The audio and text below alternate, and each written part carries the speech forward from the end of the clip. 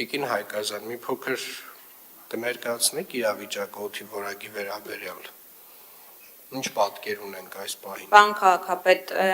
երեկվանից սկսած տարածաշրջան է ներթափանցել հյուսիսից քամի, որի արդյունքում տեսանելիորեն նաև մեր տվիչների 181 տվիչները ցույց են տալիս, որ օդի որակի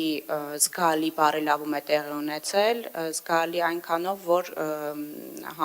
համադրելի է ամառվա ցուցանիշների հետ։ Երեք առավոտյան կազմում էր 29, շուրջ մինչև 30, այսօր 65 և 8 PM 2.5-ի ցուցանիշը։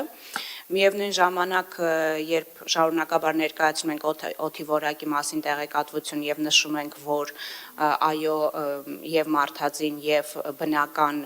ազդեցությունների հետևանք է տիրող իրավիճակը, նշեմ, որ առաջիկա ավականու նիստով, այսինքն չենք միայն բավարարվում նրանով, որ կա ցիկլոն կամ անտիցիկլոն, ավականու նիստով երկու ավականու որոշման մեջ լրացուցիչ փոփոխություններ ենք ներկայացնելու, նվազեցնելու մարդածին աղբյուրներից արտանետումները, մեկը վերաբերելու է ավականու 405N որոշմանը և լրացուցիչ սահմանափակումներ են կիրառվելու շինհրապարակների նկատմամբ, և երկրորդը 48N ավականու որոշման մեջ լրացուցիչ փոփոխություններ են, դա պարտադիր բարեկարգման նորմերն են, որոնք կիրառելի ենք դարձնելու նաև հանքավայրերի վերաբերյալ։ Շնորհակալություն Տիկին Հայկազյան, այսինքն պարոն Խոջյան, դուք քաղաքում շինարարությունը չեք կանգնեցրել, չէ՞։ Ոչ։ Պարոն Հարությունյան, դուք քաղաքում ավտոմեքենաները բոլորը չեք արգելել, չէ՞։ Ոչ։ Պարոն Բեգոյան, դուք շարունակում եք ձեր ծրագրերը և դժվար թե հազարավոր հեկտարներով կանաչապատ նոր տարածք ստեղծած լինեք քաղաքում։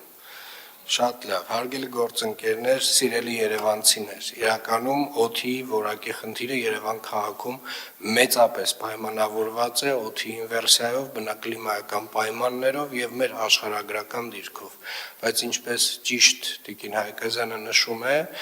մենք ունենք որոշակի լծակներ, թեկուզ շատ փոքր չափով, բայց ազդելու օդի որակի վրա և այդ առումով ամբողջապես այն աշխատանքները, որոնք որ արվում են, կարծում եմ, են որոշակի ազդեցություն թողնելու են, բայց ինչ վերաբերում է գլոբալ փոփոխություններին, մենք այնուամենայնիվ պետք է շարունակաբար դիտարկենք մեծ ծավալով կանաչապատման աշխատանքները Երևան քաղաքից դուրս, որպեսզի կարողանանք թեկուզ որոշակի պատնեշ ստեղծել այն քամիների համար, որոնք որ բերում են այդ սմոգը, այդ օդը դեպի քաղաք, շատ դժվար բան եմ ասում, բայց կարծում եմ իրագործելի բան է և այդ ուղղությամբ պետք է աշխատենք։ Ինչ վերաբերում է հանքերում և շինհրապարակներում նոր սահմանափակումներին, պարոն Խոջյան, դուք այսօր ունեք չէ՞ զեկույց, հենց հիմա մի հատ եկեք անցնենք ձեր զեկույցին։